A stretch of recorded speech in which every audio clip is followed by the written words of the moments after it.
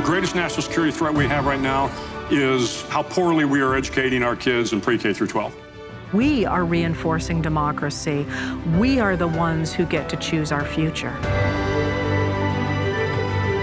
Democracy is a fragile thing that has to be defended, and it always has to be defended.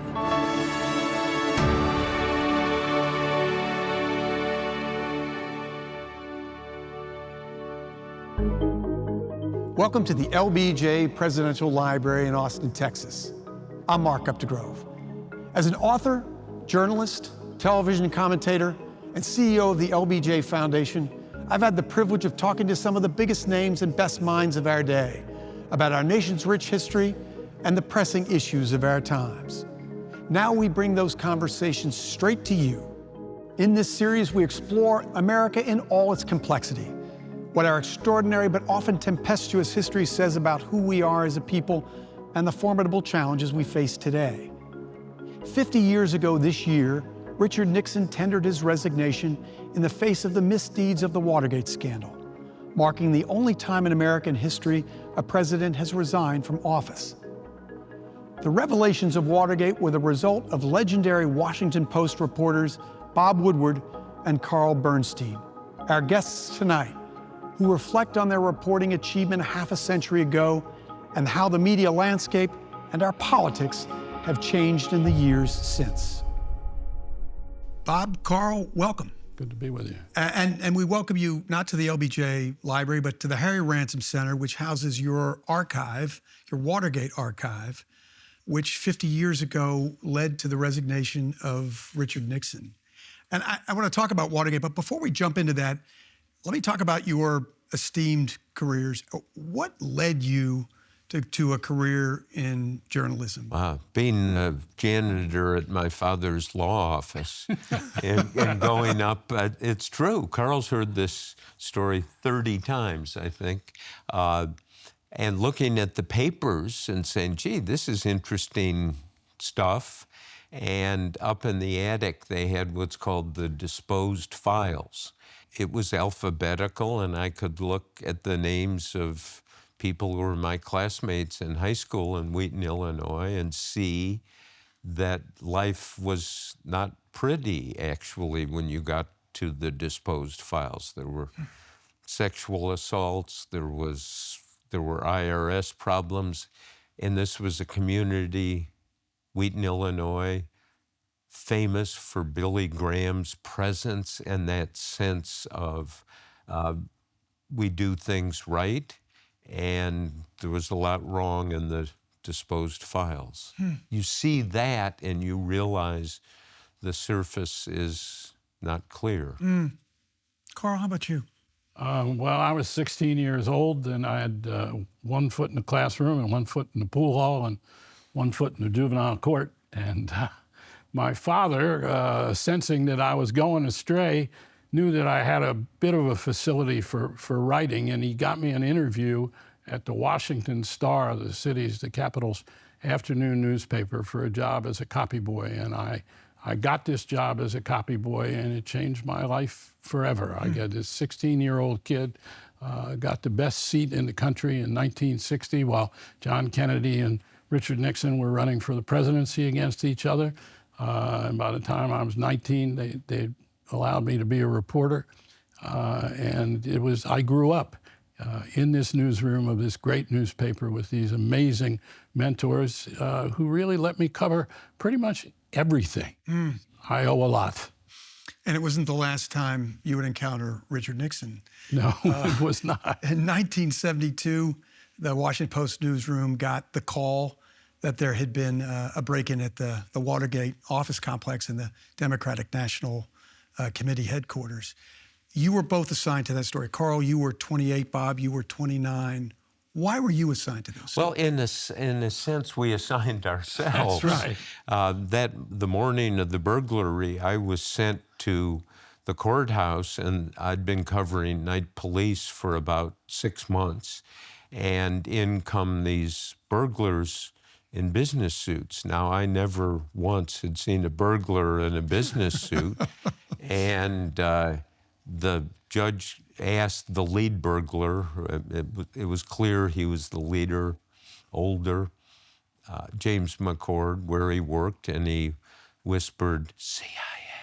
And the judge said, speak up so we can hear you. Finally said, CIA. And that burglars, business suits, CIA, I think I muttered an expletive in the courtroom out loud. Carl, how did you get assigned? At the time, I was the chief Virginia correspondent covering the legislature in Richmond, living in Richmond part of the time, and I was in the office writing a profile of the lieutenant governor of Virginia, and I suddenly saw all this activity around the city desk, and I went to find out what it was about, and they said there'd been a break-in at Democratic headquarters. And I said, wow, that sounds a lot better story than the one I'm working on, this profile. I put the profile aside, and I told the city editor, I'm going to make some checks on the phone, because I was known as somebody who could work the phones pretty well. And I got on the phones, and from Woodward down at the courthouse, we had the names of those burglars, and they lived, 5 of them in Miami. And I got on the phone and crisscrossed where they lived and got hold of their wives on the phone that day. And they too confirmed that their husbands had worked with the CIA. And so we were sort of off and running. And then the next morning, the two of us came into the office on our own volition. Yes, I mean, there were 6 people on that initial story. A very important sentence in that story saying, it was not known who, if anyone, sponsored these burglars, and it is not known what their purpose might have been. And if you look at it, the next 2 years we're trying to answer that question. The purpose was to destroy the Democrats, and the sponsor was Richard Nixon. And to undermine the very system of democratic free elections in this country. And that's the legacy that stems from that first day that we worked on this story. Did you know each other when you were assigned to the story? Would you? We grazingly, like cattle. We sort of knew each other and were a little suspicious of each other, I would say. I think I would modify that. Not deeply suspicious, but who is this guy? We're coming from 2 different worlds in a way. And then the next day, of the 6 reporters who worked, we were the only 2 who came in, and we did our first story together, saying that the lead burglar, James McCord, not only had been head of security at the CIA, but was head of security for the Nixon re-election committee. That in itself was, what's going on here? You were young. I mentioned earlier, you're not even, neither of you are 30 years old. As you're delving into this stuff, do you think, I'm way out of my depth here? What are you thinking as you're going through this and finding out more and more that ultimately lead to the President of the United States? I think that our thinking was that we knew from those early days that this story was heading in a certain direction. And whatever it was and whoever was responsible, it was an important story.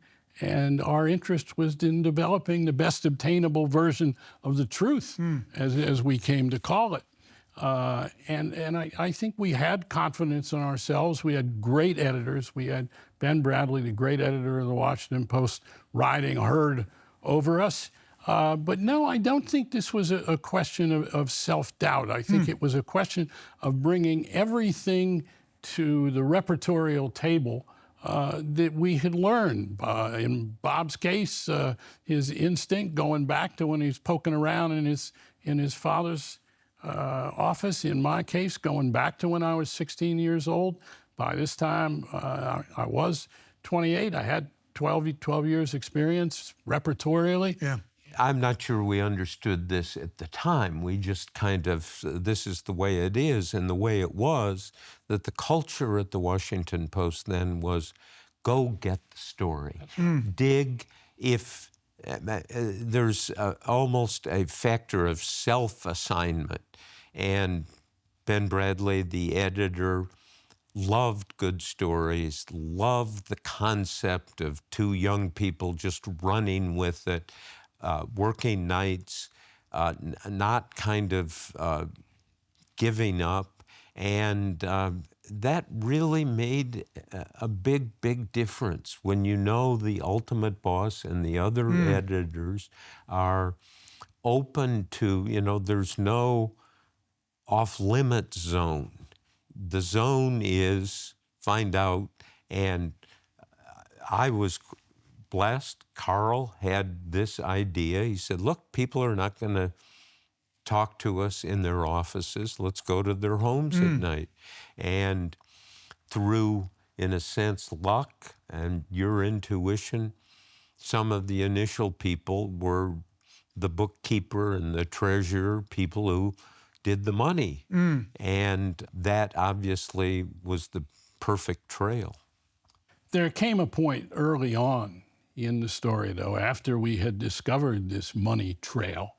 Every day, Bob and I would meet to figure out what we were going to tell the editors we were doing that day. And we were in a little coffee vending machine room on a particular day, and put a dime in the coffee machine to get a cup. And I felt a chill go down my neck, literally, like I'd never experienced in my life. And I turned to Woodward and I said to him, this president is going to be impeached. And Woodward looked at me and said, oh my God, you're right. And we can never use that word impeached in this newsroom, lest our editors think we have some kind of agenda beyond reporting the story. But the stakes became evident. By then, we had written a story saying that John Mitchell, the former Attorney General of the United States and Nixon's campaign manager and former law partner, had controlled those secret funds that paid for the bugging at Watergate and other illegal activities. And so we had this sense of where we were heading. And John Mitchell, I mean, this is so many decades ago. He was Richard Nixon in many ways. He former law partner, Attorney General, ran the Nixon campaign until Watergate. So this was the Nixon alter ego, if you will. And the idea that he controlled this money, and that the money, when it finally came out, was hundreds of thousands of dollars of available cash for a series of, some people called them dirty tricks. Carl rightly called, so no, this is a campaign of sabotage and espionage. And this was not just a dirty trick. This was organized. This was designed to destroy the Democratic candidate. So this was much bigger than a failed burglary of Democratic national headquarters, right? Absolutely. The White House was fairly brilliantly insistent in calling it a third-rate burglary, and most people regarded it that way, including most of our colleagues in the Washington Press Corps when we were doing the early stories. But in fact, it was a systematic attempt to have the Nixon White House determine through political espionage and sabotage who the Democrats would make their nominee. And they succeeded. Senator Edmund Muskie of Maine was probably the most prominent and the most formidable candidate the Democrats had, and he was the object of this campaign of dirty tricks and political sabotage more than. And it really worked. It worked. Yeah. And George McGovern became the nominee largely through the undermining of the other campaigns by the Nixon. Yeah. But these stories largely were not believed in Washington. I think there was a sense that, oh, Nixon's too smart to be involved in this. And other than Ben Bradley and Katharine Graham, who was the publisher of the Post, our savior on this was Senator Sam Ervin. Called us up and said he's going to investigate Watergate with the Senate Watergate Committee. And he had low expectations, and he wanted our sources, and we said we just can't give sources. And I vividly remember that sense he had of, well, we're going to do it, and we've got the power of the Senate, the power of subpoena. And if you go back and look at those hearings, they were the gold standard. And they followed and called the people that we had named in our reporting. In the end, they discovered the secret taping system, which is what really brought Nixon down.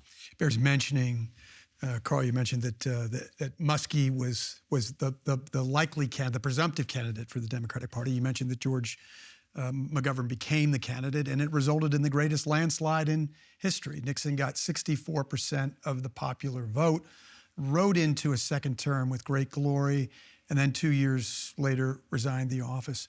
Where were you when you learned that Nixon would resign? We were in the office. We were working the story, trying to find out what was going on in the White House at that moment.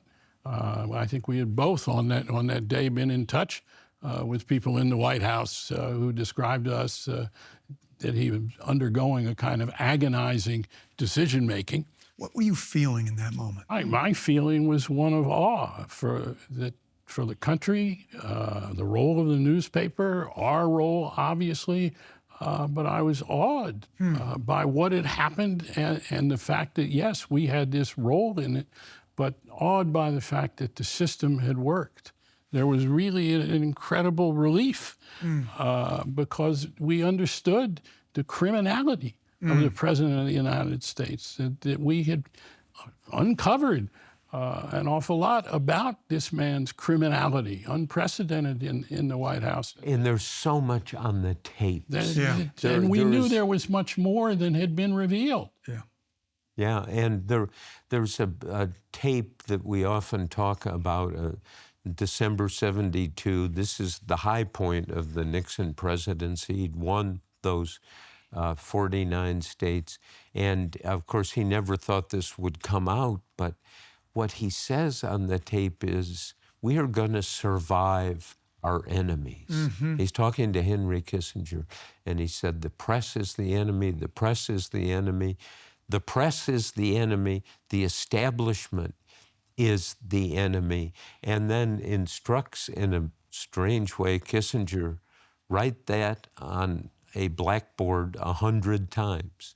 Never forget it. We're going to outlast the enemies.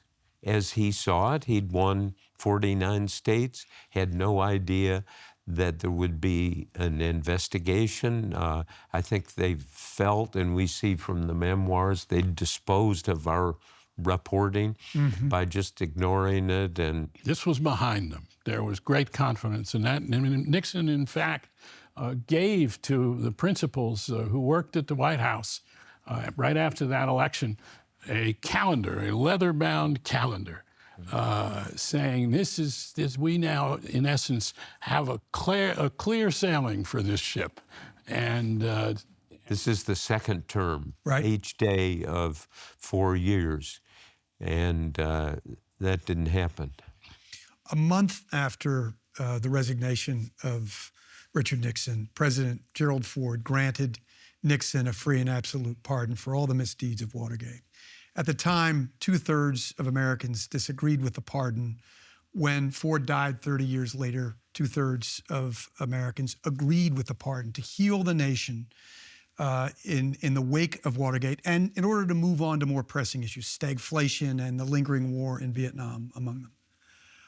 Was Ford right to pardon Richard Nixon, or did it set a precedent that we have to live by today at a time when Donald Trump is facing 88 felony counts? After Nixon resigned and Ford became president 25 years later, I spent a lot of time, 7 trips out to Rancho Mirage to interview Ford.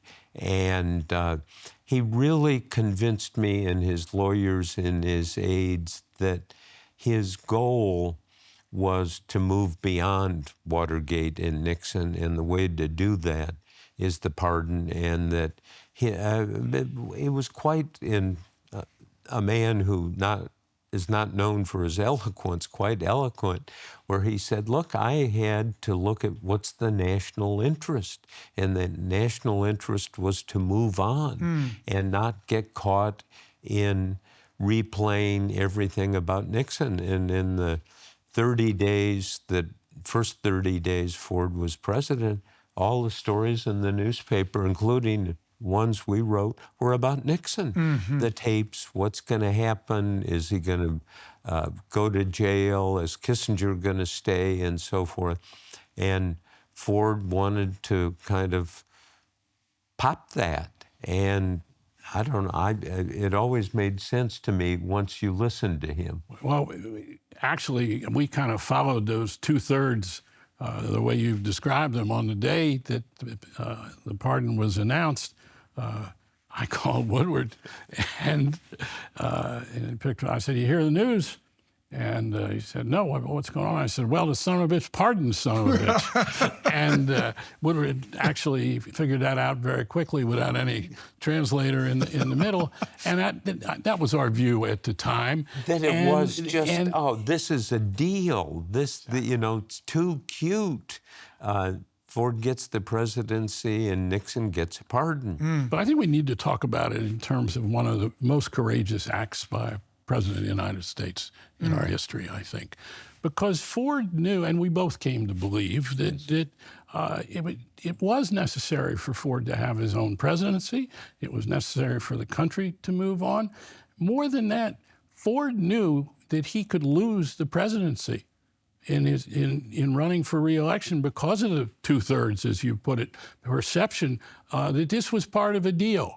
And that indeed people held this view of it. And he was willing to do this, knowing that he was likely, or very likely, to lose the election because of this. And imagine a president of the United States looking at the national interest and doing the one thing that could make him a one-term president. And that's precisely what happened. He lost to Jimmy Carter. Right.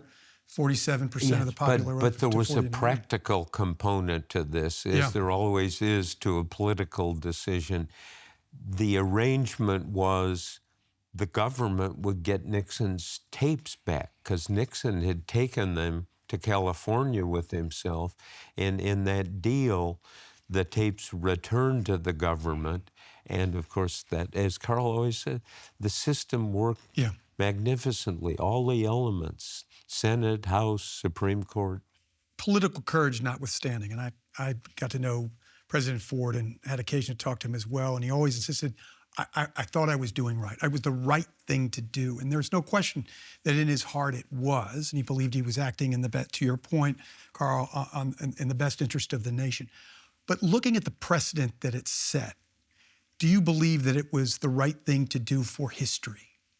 I don't think that you do things for history. I think that you do things if you have real principles, you do things as you see them at the moment, and what will this do for the better interests of the people of this country? And that's what Ford did. And I think as we look at two criminal presidencies, Nixon's criminal presidency, Trump's criminal presidency, we see examples of two presidents who had a different notion of the national interest.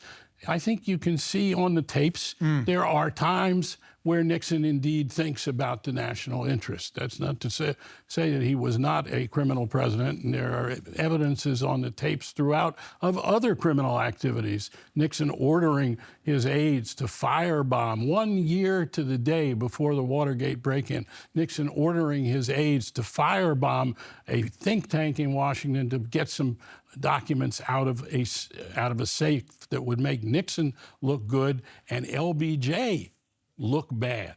But I think this question of people doing things because they're right, and then we have these two criminal presidents, and yet in Trump's case, we have a president of the United States who everything is about Trump. No national interest comes into play. And God knows Bob has written about this more than any reporter through his books, through his reporting. But we have seen no evidence of a concern by a president of the United States for the national interest, only for Trump's own interests. This is part one of our interview with Bob Woodward and Carl Bernstein, and I urge our audience to come back for part two. Bob, Carl, thanks so much. Thank you.